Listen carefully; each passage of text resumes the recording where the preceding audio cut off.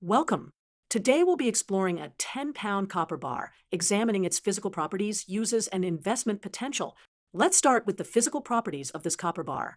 The bar measures approximately 6 inches long, 3 inches wide, and 2 inches tall. At 10 pounds, it's a substantial piece of pure copper metal. Copper has some unique properties. It's highly conductive, malleable, and has that distinctive reddish-orange color. Copper has numerous industrial and commercial applications. It's essential in electrical wiring and electronics due to its excellent conductivity.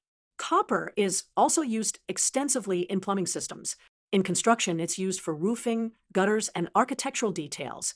Now, let's discuss the investment potential of copper bars. The price of copper fluctuates based on market conditions and industrial demand. Advantages of investing in physical copper include its industrial necessity, potential hedge against inflation, and tangible asset value. However, consider storage requirements and market volatility when investing. In conclusion, a 10-pound copper bar represents both an industrial metal with diverse applications and a potential investment vehicle. Understanding its properties and market dynamics is key to making informed decisions about copper as an investment.